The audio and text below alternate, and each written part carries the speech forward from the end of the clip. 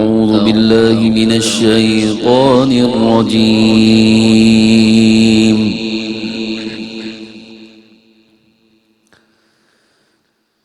بسم الله الرحمن الرحيم.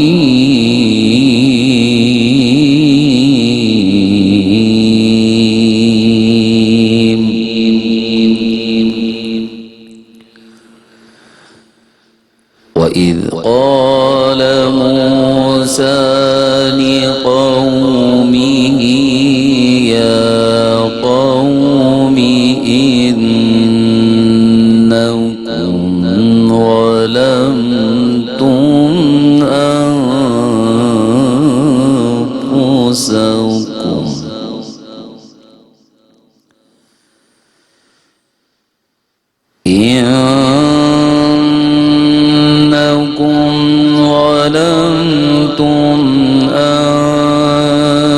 أنفسكم باتخاذكم العجل فتوبوا إلى بارئكم فاقتلوا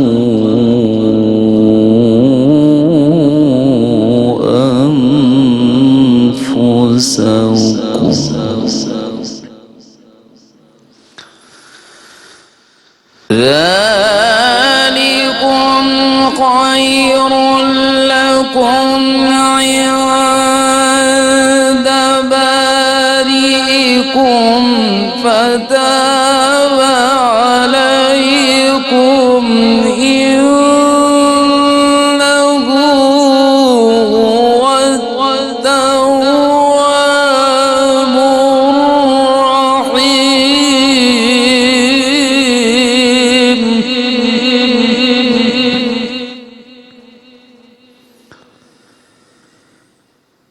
إنه هو التواب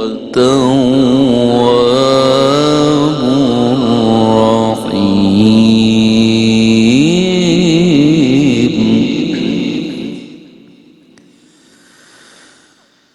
وإذ قلتم يا موسى لن نؤمن لك حتى نرى الله جهرة فأخذتكم الصاعقة وأنتم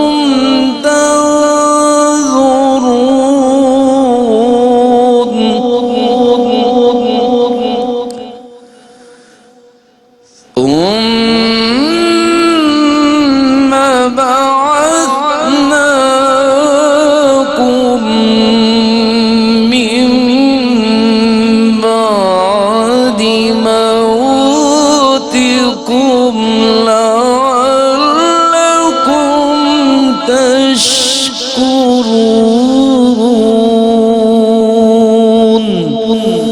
صدق الله العظيم.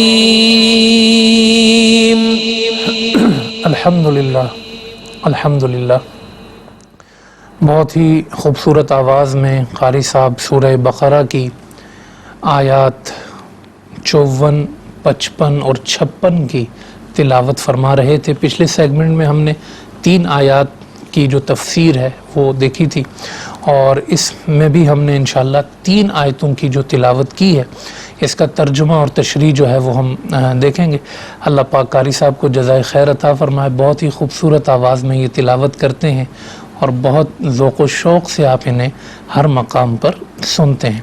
تو سب سے پہلے ہم اس کا ترجمہ آپ کے سامنے رکھتے ہیں, ایک دفعہ پورا ترجمہ آ جائے جیسے ہمارا معمول ہے, پھر اس کے بعد ہم تفسیری انداز میں ان آیات کی طرف بڑھیں گے. تو فرمایا, اور جب موسیٰ نے اپنی امت سے کہا کہ اے میری امت, بے شک تم نے بچھڑے کو معبود بنا کر اپنی جانوں پر ظلم کیا ہے, پس تم اپنے پیدا کرنے والے کی طرف توبہ کرو سو تم ایک دوسرے کو قتل کرو، تمہارے خالق کے نزدیک یہ تمہارے لیے زیادہ بہتر ہے، تو اس نے تمہاری توبہ قبول فرمائی، بے شک وہی بہت توبہ قبول کرنے والا بے حد رحم فرمانے والا ہے۔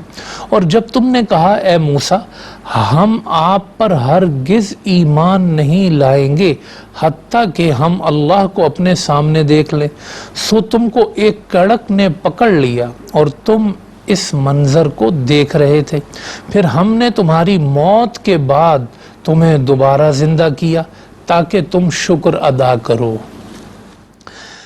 جیسا کہ میں نے پچھلے سیگمنٹ میں یہ ذکر کیا تھا کہ انہوں نے جرم یہ کیا کہ حضرت موسیٰ علیہ السلام تو کتاب لینے گئے اور انہوں نے پیچھے شرک کیا، اور شرک کی بھی بدترین صورت کہ بچھڑے کو جو ہے وہ انہوں نے اپنا معبود بنا لیا۔ تو اب اس کے بعد اللہ پاک نے یہاں ان آیات میں پہلے تو جو آیت نمبر 54 ہے اس میں ان کی توبہ کو ذکر فرمایا کہ آپ کو اس کی توبہ کیسے حاصل ہوگی، تو فرمایا کہ آپ ایسا کریں کہ ایک دوسرے کو قتل کریں، اور ایک دوسرے کو قتل کرنے کی صورت یہ تھی کہ یہ تھے 12 قبائل، ان 12 قبیلوں میں وہ لوگ جو شرک کرنے والے تھے ان کو علیحدہ کیا گیا، پھر ان میں ہر قبیلے میں وہ لوگ کہ جو شرک کرنے والے نہیں تھے انہوں نے اپنے اپنے قبیلے کے مشرکین کو اپنے سامنے لیا، ایک میدان میں یہ موجود ہوئے، اور رات کے وقت میں کہ کسی کی کسی پر نظر نہ پڑے علیحدہ علیحدہ اپنے قبیلے والوں نے اپنے اپنے جو مجرمین تھے، اپنے اپنے جو مشرکین تھے ان کو قتل کرنا شروع کیا۔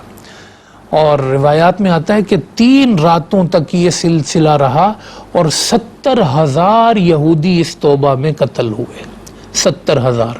یعنی آپ یہ دیکھ لیں کہ یہ جب فرعون کے پاس سے چلے ہیں تو ان کی تعداد 6 لاکھ ہے، اور یہ یہاں پر پہنچے ہیں تو اب 70,000 ان میں سے قتل کیے گئے۔ یہ اتنی بڑی تعداد تھی جو ان کی قوم کی گمراہ ہوئی، اور کتنا ٹائم لگا، کتنی دیر لگی، ابھی تو آئے ہیں، ابھی تو کتاب لینے گئے ہیں، ابھی تو کام شروع ہوا ہے، اور 70,000 آدمی بچھڑے کی عبادت میں مصروف ہو گئے۔ اور اس سے یہ بھی سمجھ میں آئی کہ دیکھیں نبی کا ان کو قرب ہے اور نبی کا ان کو ساتھ بھی ہے، نبی کی زیارت کر رہے ہیں، اس کے باوجود کتنے جلدی یہ بہک گئے۔ تو گمراہی بڑی خاموشی سے آتی ہے، جیسے مرض جو ہے نا بڑی خاموشی سے آتا ہے اور بڑی آسانی سے آ جاتا ہے، اور شفا بڑی مشکل سے ملتی ہے، بندہ ٹھیک بڑا مشکل سے ہوتا ہے۔ تو یہ ان کی جو شفا ہے نا، توبہ ہے، یہ بڑا مشکل پروسیس ہے اس کا جو یہاں بیان ہوا، مگر یہ مرض ان کو لگا اور بڑی جلدی یہ گمراہ ہوئے۔ تو ایک انسان کو ڈرنا چاہیے اللہ کی بارگاہ میں، وہ کتنا ہی اللہ کا قرب رکھتا ہو، وہ کسی ہی مقام پر ہو، اللہ سے ڈرتے رہنا چاہیے، اپنی ہدایت کا سامان کرتے رہنا چاہیے، ورنہ ٹائم نہیں لگتا انسان کو پھسلتے ہوئے، گمراہ ہوتے ہوئے۔ اور ہمارے آج کے معاشرے میں تو اس کے بڑے مسائل ہیں، سوشل میڈیا پہ آپ دیکھ لیں، ہر ایک نے اپنی دکان کھولی ہوئی ہے، جس کو 4 حرف آگے وہ بیٹھ کے دین کی تشریح کر رہا ہے، اور جس کو جو تشریح اچھی لگ رہی ہے وہ اس کے پیچھے جا رہا ہے۔ ہر ایک کو نئی چیز چاہیے، جو نئی چیز لے کر آ رہا ہے وہ گمراہ کر کے لوگوں کو لے کر جا رہا ہے۔ یہ قرآن کریم ہمیں بتا رہا ہے کہ کس طرح سامری نے ہوشیاری سے جو ہے وہ ان کو بیوقوف بنایا۔ تو اب ان کی توبہ کا وقت آ گیا، تو کہا کہ توبہ کرو اور ایک دوسرے کو قتل کرو۔ تو 70,000 لوگ ان میں جو ہے وہ ان کے مارے گئے، اور یہ ننگے سر روتے پیٹتے حضرت موسیٰ علیہ السلام کے پاس آ رہے تھے کہ اب جو ہے نا وہ یہ سلسلہ ختم ہو اور بند ہو، اور یہ جو ہو گیا اس کو قبول کیا جائے اور ہمیں معاف کیا جائے۔ تو یہاں پر آ کے بس ہوئی، حضرت موسیٰ علیہ السلام نے اپنے رب سے دعا کی، اور پھر جو ہے یہ ان کے قتل کا سلسلہ جو ہے وہ ختم ہوا۔ اس میں ایک بڑی ضروری بات جو میں آپ کے گوش گزار کرنا چاہتا ہوں اور آپ کو اس پہ توجہ رکھنی ہے، وہ یہ کہ مرتد کی سزا، یعنی ایک انسان نے دین قبول کیا، وہ قبول کرنے کے بعد وہ اس دین سے پھر گیا، تو یہودیوں کے ہاں اس کی سزا کیا ہے وہ قرآن نے بتا دی کہ انہوں نے شرک کیا تھا، تو اس مرتد ہونے کی صورت میں توبہ کیسے قبول ہوئی تھی؟ توبہ کی صورت تھی کہ قتل کیا گیا تھا. ہماری شریعت میں بھی یہی سزا ہے. اس آیت کریمہ سے قرآن کریم کی سورہ بقرہ آیت نمبر 54 سے یہ حکم واضح ہو رہا ہے. اس کی طرف اشارہ مل رہا ہے کہ پچھلی قوم میں یہ سزا موجود تھی, قرآن نے اس کو رد نہیں کیا, اس کو بیان کیا ہے, یعنی اس کو کنٹینیو کر دیا ہے. کچھ احکامات ایسے ہوتے ہیں جو پچھلی امت سے تسلسل سے چلے آ رہے ہوتے ہیں, تو مرتد کی سزا پچھلی امتوں سے چلی آ رہی. ہاں احادیث میں آپ صلی اللہ علیہ وسلم نے بہت مقام پر اس کو بیان فرمایا اور عملی طور پر کئی دفعہ اس کی سزا بھی جاری ہوئی. خود ترمذی کی حدیث ہے, آپ صلی اللہ علیہ وسلم نے فرمایا کہ من بدل دینہ فاقتلوہ, کہ جو اپنے دین کو تبدیل کرے اس کو قتل کر دو. لیکن ہماری شریعت میں حکم اس کا یہ ہے جو حضور علیہ السلام کے احکامات سے ہے کہ اس پر توبہ پیش کی جائے گی کہ بھئی آپ توبہ کر لو. 3 دن تک اس کو رکھا جائے گا, اور یہ حکومت وقت کا کام ہے. یہ حکومت وقت کا کام ہے کہ اگر ایسا کوئی شخص ہے جو اپنا دین بدلتا ہے, اس کو توبہ اس پر پیش کی جائے گی. اگر توبہ قبول کر لے وہ کہ ہاں میں توبہ کرتا ہوں, تو چھوڑ دیا جائے گا. توبہ قبول نہیں کرتا تو قتل کی سزا ہوگی. یہ ہماری شریعت میں پھر آسانی ہے. حضرت موسیٰ کی شریعت میں آپ دیکھ لیں کہ توبہ کی صورت صرف قتل تھی. زبانی توبہ تو وہ کر چکے تھے, شرمندہ ہو چکے تھے, کہا توبہ کا پروسیس سخت ہے, آپ کو قتل ہونا پڑے گا. تو اس میں تو پھر گنجائش نہیں تھی. کہا کہ بھئی آپ کو اس کے جواب میں قتل کی جو صورت ہے اس سے گزرنا پڑے گا. تو ہمارے ہاں جو منکرین حدیث ہیں نا, حدیث کا انکار کرنے والے, وہ مزے سے کہہ دیتے ہیں بھئی قرآن میں تو ہے ہی نہیں ہے. تو یہ قرآن کریم میں موجود ہے, سورہ بقرہ کی آیت نمبر 54 میں, اور یہ پچھلی کتابوں میں بھی موجود ہے. تو جو پچھلی کتاب میں موجود ہے, قرآن اس کو ذکر کر رہا ہے اتنی وضاحت کے ساتھ, اور ہمارے نبی اس کی تشریح فرما رہے ہیں. پھر بھی کوئی اس میں شک باقی رہ جاتا ہے, پھر بھی اس میں کوئی اعتراض باقی رہ جاتا ہے. ہاں کوئی یہ کہے کہ یار کسی نے مرضی سے اپنا دین بدل لیا. کیوں بدل لیا دین اپنی مرضی سے؟ یہ امت مسلمہ میں بھی ایک بڑی سازش کے طور پہ یہ عمل موجود رہا ہے. وہ کیا کہ یہ یہود یہ کیا کرتے تھے. سورہ آل عمران میں اللہ پاک نے اس کو ذکر کیا ہے کہ وقالت طائفۃ من اہل الکتاب آمنوا بالذی انزل علی الذین آمنوا وجہ النہار واکفروا آخرہ لعلہم یرجعون. وہ یہ کرتے تھے کہ صبح مسلمان ہوتے تھے, کہتے تھے ہم تو مسلمان ہو گئے, آپ کے دین میں آگے. شام کو کہتے تھے یار مزہ نہیں آیا, اچھا نہیں لگا کچھ, اب ڈی ویلیو کر کے نکل جاتے تھے, کافر ہو جاتے تھے. تو وہ جو مسلمان تھے وہ پریشان ہو جاتے تھے. اس کی سزا مقرر کی گئی کہ جو مسلمان ہو اور پھر اس کے بعد وہ اس دین کو چھوڑے گا تو اس کی سزا قتل ہے, مرتد کی سزا قتل ہے. یہ رکھی گئی ہے, پچھلی شریعتوں میں بھی آپ دیکھ لیں موجود ہے, اور ہماری شریعت میں بھی موجود ہے. تو یقیناً اتنی وضاحت اس کی کافی ہوگی. تو فرمایا کہ انکم ظلمتم انفسکم, تم نے اپنی جانوں پر ظلم کیا, باتخاذکم العجل, بچڑے کو معبود بنا لینے سے, فتوبوا الی بارئکم, توبہ کرو اپنے پیدا کرنے والے کی بارگاہ میں, فقتلوا انفسکم, اپنی جانوں کو قتل کرو. اس کی صورت میں نے آپ کو بتا دی, 70,000 لوگ یہ مارے گئے. ذالکم خیر لکم عند بارئکم, یہ بہتر ہے تمہارے لیے تمہارے رب کے ہاں, یہی بہتر ہے بھئی, اللہ نے یہی آپشن چنا ہے. اچھا, اس میں ایک بڑی باریک بات آپ سے ذکر کروں, وہ یہ کہ کسی بھی تنظیم میں نظریاتی لوگوں کا ہونا بڑا ضروری ہے. اگر کسی جماعت میں نظریاتی لوگ اپنے نظریے کے ہی منکر ہو جائیں نا, ان کو صاف کرنا بڑا ضروری ہوتا ہے. یہ جو 70,000 لوگ ہیں یہ نظریے کے منکر تھے, یہ توحید الہی کے منکر تھے.